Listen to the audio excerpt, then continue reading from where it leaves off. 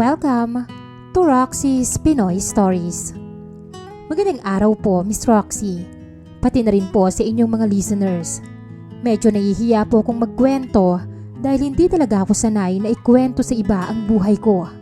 Pero dahil gusto kong maibahagi sa inyo ang mga aral na natutunan ko, ay minabuti kong maglakas loob na sumulat sa inyong channel.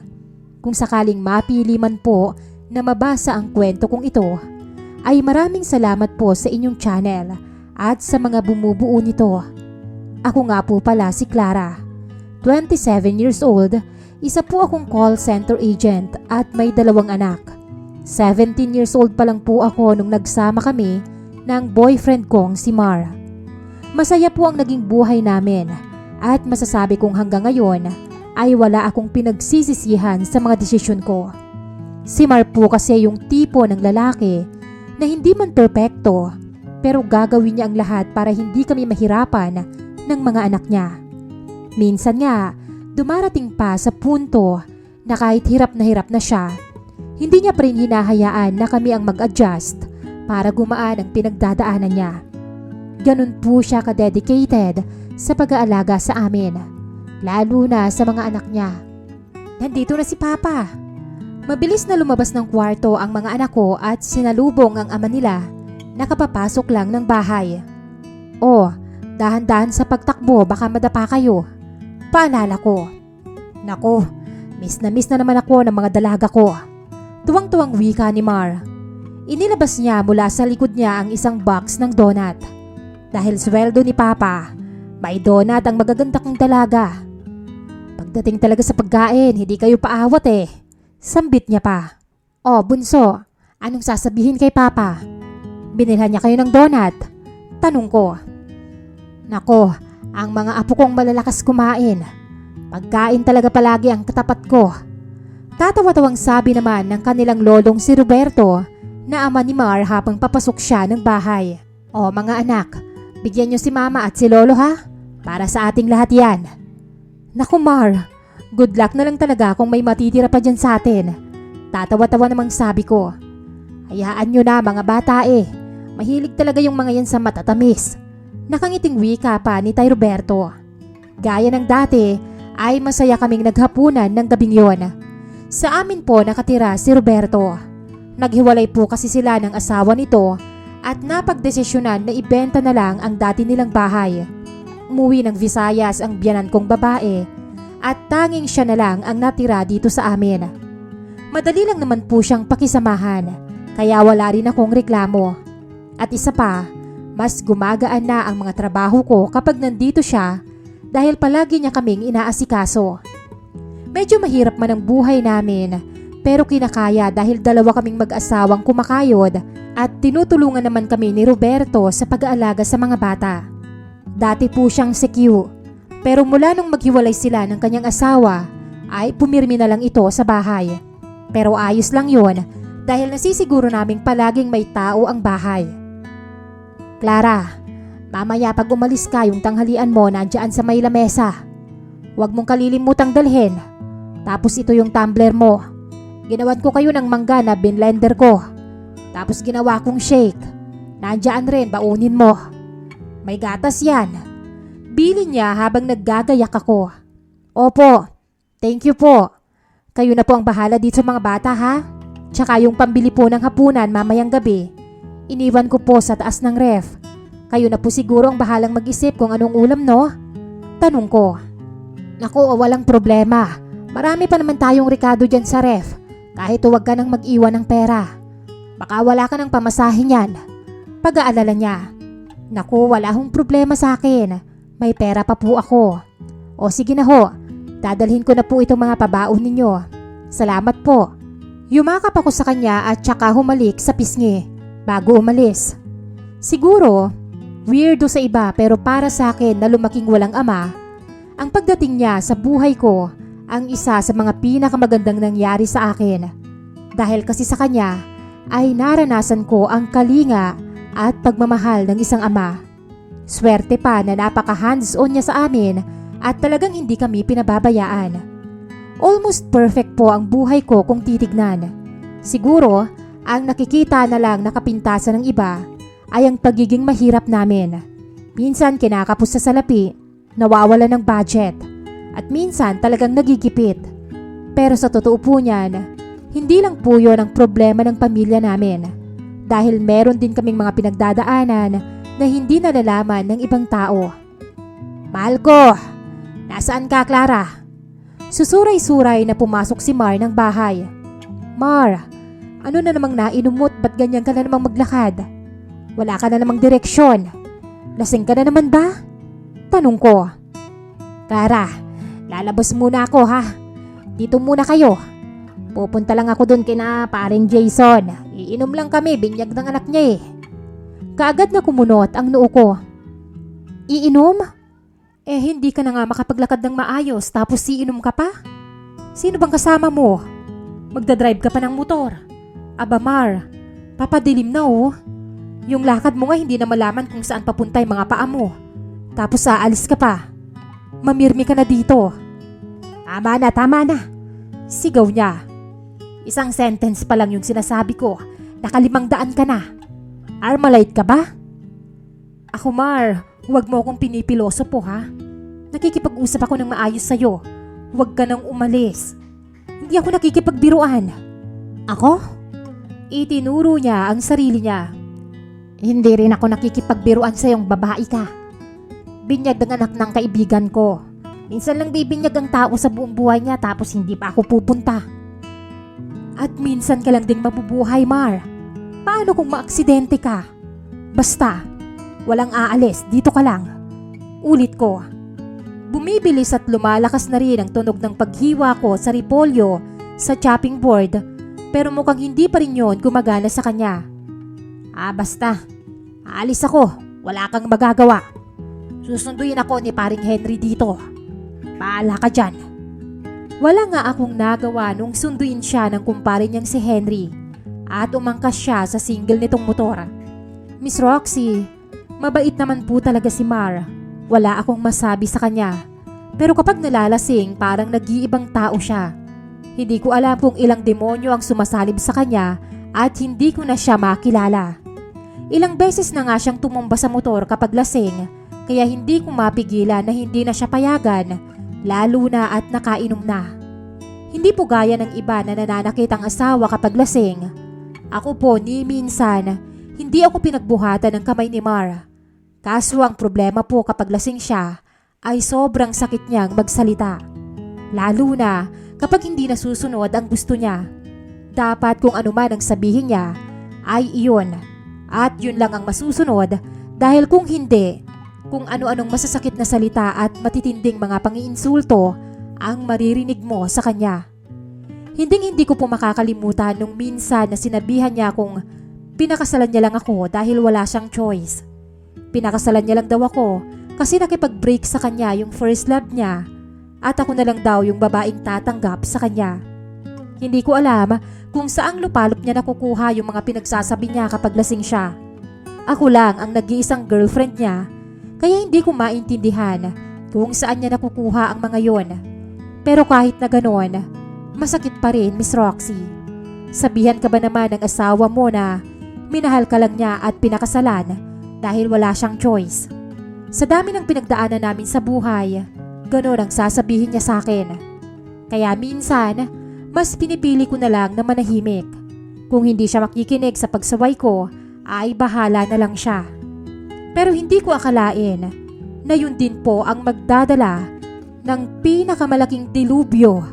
Hindi lamang sa buhay ko, kung hindi sa buhay naming lahat, Miss Roxy. Isang araw, habang nasa loob ako ng production floor, ay bigla na lang po akong pinuntahan ng security guard ng kumpanya namin. Nandito po ba si Miss Clara Mendez? Tanong niya nang sumilip siya sa prod. Hindi ko yun kaagad narinig kaya naman siniko ako ng katabi ko.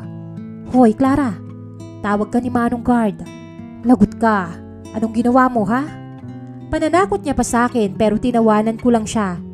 Nagtaas ako ng kamay at saka patakbong pumunta kung saan nakatayo yung guard. Manong, heto po. Ano po yun? Tanong ko nung makalapit ako. Ma'am Clara, nasa labas po ang tatay niyo, hinihintay kayo. Si Roberto po? Tanong ko. Hindi ko po alam, ma'am. Sino po bang tatay nyo? Basta ang sabi ay hinahanap kayo. Tatay nyo daw. Mukhang na-stress na sa akin si kuya, kaya naman tatawa-tawa akong sumunod sa kanya pababa ng building. Pagdating namin sa labas, at dinatnan nga namin doon si Roberto. Parang balisa at wala sa sarili.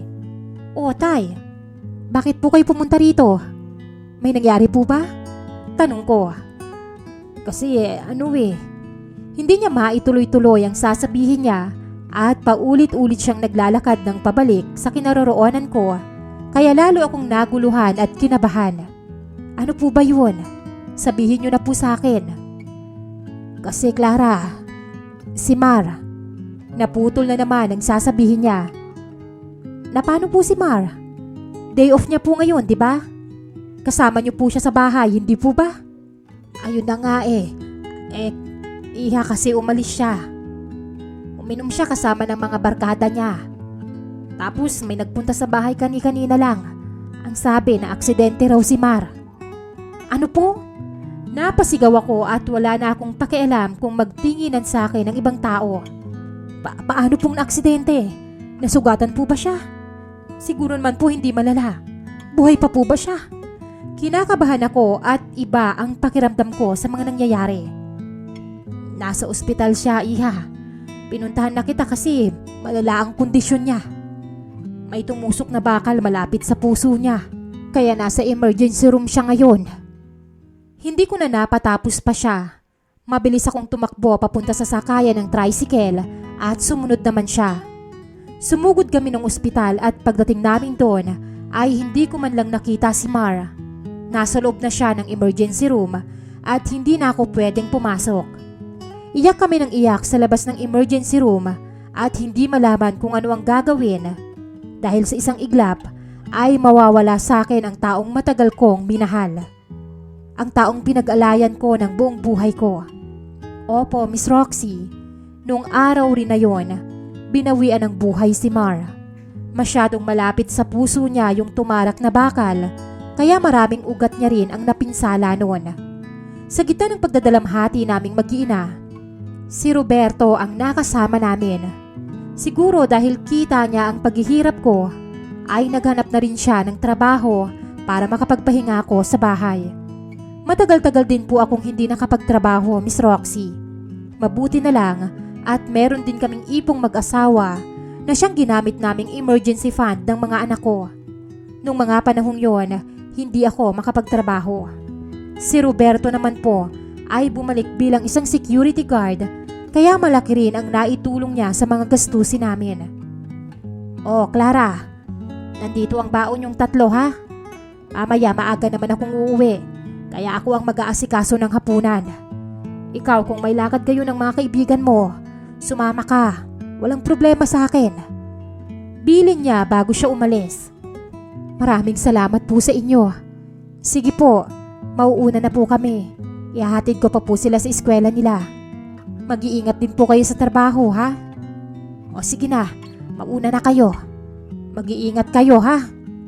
Gaya ng dati ay yumakap ako sa kanya at humalik sa pisngi.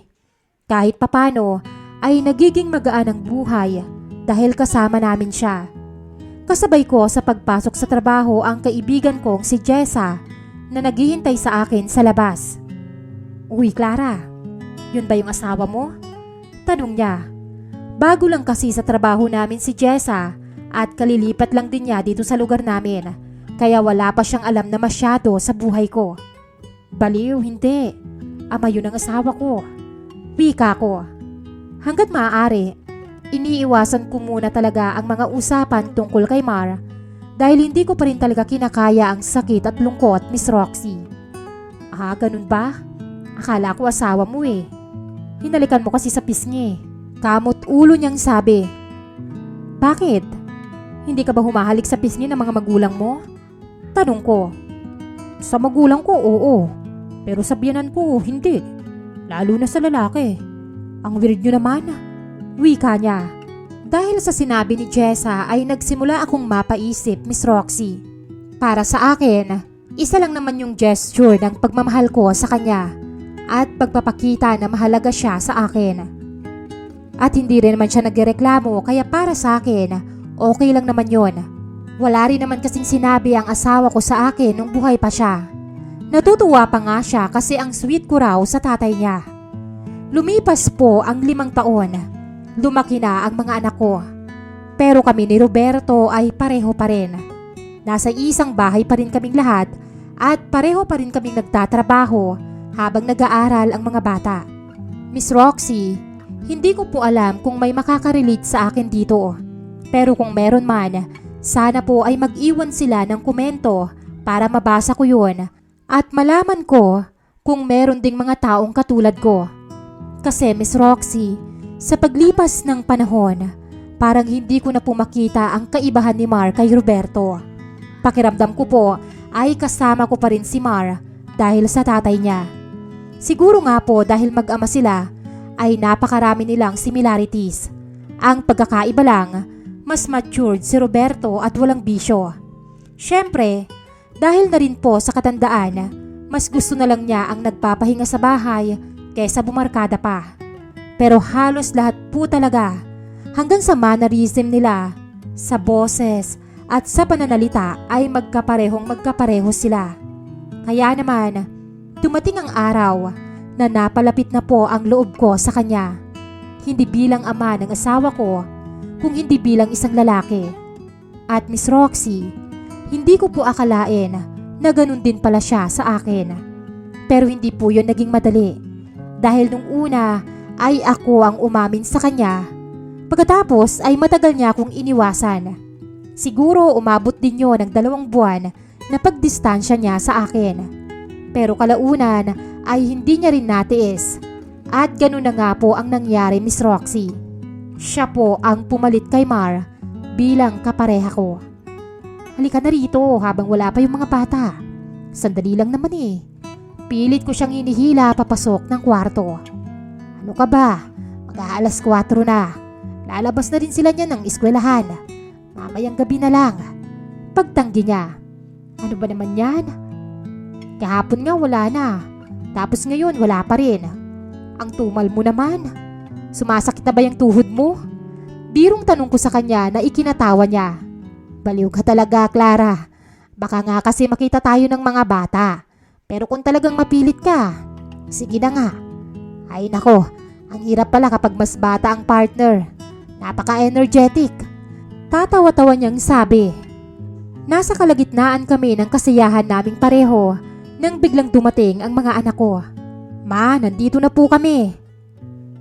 Lolo? Ma? Dinig namin ang mga boses nila sa labas. Kagad kaming napatigil at saka nagbihis.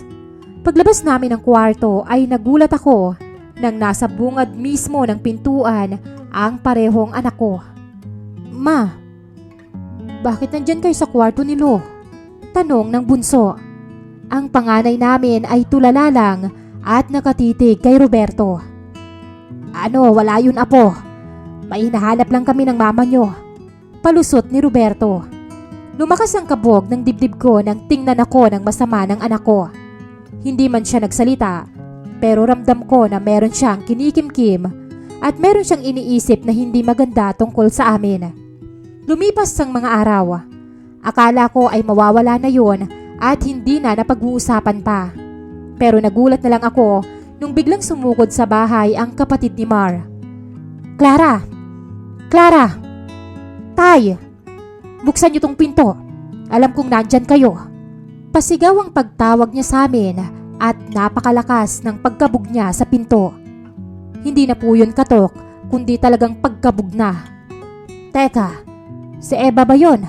Ang aga-aga bakit nandito na ito? Baka may kailangan. Mukhang madaling-madali. Puntahan mo na. Udyok ko sa kanya. Lumabas siya ng bahay at saka pinapasok si Eva.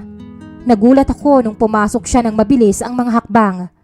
Dumiretso siya sa akin at saka ako sinampal ng pagkalakas-lakas. Ikaw babae ka. Sa lahat talaga ng magiging kabit mo, siya pa?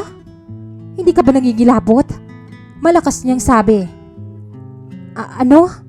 Halos hindi ako makasagot dahil sa sobrang gulat. Eva, ano bang sinasabi mo? Singit naman ni Roberto. Huwag na kayong magmaang-maangan pa. Sinumbong kayo sa akin ng anak mong babae. Hindi na kayo naawa sa bata. Nagiiyak siya dun sa bahay. Miss Roxy, nung sinabi po yun ni Eva, lahat ng bagay na yon sa harap ko ay parang dun ko palang na-realize kung ano ba talaga at gaano ba talaga kabigat ang mga kasalanang ginagawa ko. Hindi po ako perpektong tao.